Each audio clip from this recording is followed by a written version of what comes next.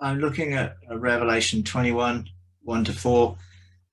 I think you've got the perspectives there. Then I saw a new heaven, new earth, for the first heaven and the first earth passed away. That is the temple. And there's no longer any sea, which means there's no longer any Gentiles and Jews. There's just one. Sea always refers to Gentiles. Land always refers to Jews. Therefore, there's one new man in Christ. Therefore, there is no sea any longer. There are no Gentiles any longer. There's just one new man in Christ, all made alive in God, all reconciled, all forgiven, all brought into forgiveness of the new creation. Therefore, we're talking about covenantal ideas here. So therefore, when we're looking at the holy city, New Jerusalem, coming down out of heaven from God, made ready as a bride adorned for her husband, that bridal picture, New Jerusalem, new heaven and new earth, bridal picture is to do with the new covenant. We're now in the new covenant relationship as married. Whereas in the old covenant, they refused to be married to God. They refused the invitation for marriage. Therefore, they had a religious system. Now we have accepted the invitation to be married. Therefore, from now on, we are now in a new type of relationship with God within the new covenant. The old covenant faded away, is now obsolete at the end of AD 70. Then I heard a loud voice from the throne saying, "Behold, the tabernacle of God is among men." Now that tabernacle is, of course, us.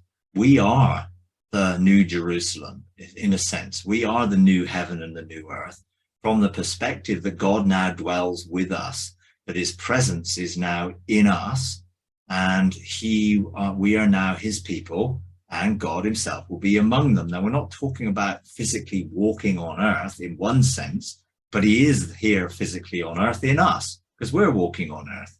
Now, in this new covenant, now think of the old covenant and the curses of the old covenant, which you'll find in Deuteronomy. Then you have the new covenant. He'll wipe away every tear from their eyes. In other words, the old covenant is ended and their tears are now finished. There's no longer any death, because Jesus said he wants us to live immortal lives in John 6. You don't need to die.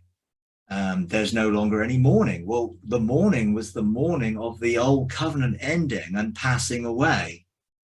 There's no crying or pain as association with the end of the old. Now, if you read Matthew 24 and you read all the things that are leading up to wars, rumors of wars, famine, pestilence, all those things were leading up to the end of the old and beginning of the new, fully, finally completed.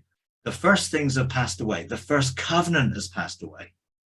Think about it in covenantal terms, not just in terms of personal experience, because we're talking about covenantal ideas here of the new covenant, and then us being part of that in that new covenant, and him being in us and us being in him within that new covenant. We are in Christ, included in him, rather than thinking about, oh, my crying or pain because I hurt my finger, or I'm crying because someone rejected me.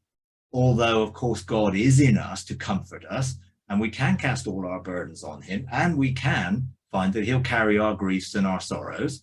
Therefore, there is practical application in here that he does want us to be whole.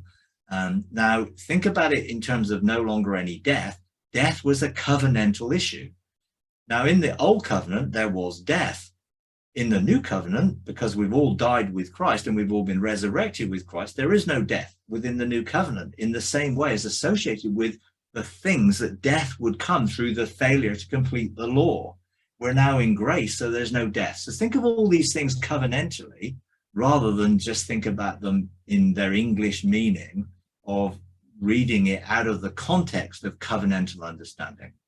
Then verse 5, if you go on to verse 5, he who sits on the throne says, "Behold, I'm making all things new." That is the key, all things new. In the new covenant, all things are new. The old has passed away and is now obsolete. Therefore, let's live in the fullness of the new covenant, the abundant life and blessings of the new covenant, in which we can live in health and wholeness and immortality, in the fullness of our sonship, as we begin to enter into the fullness of our sonship position of knowing our true identity and living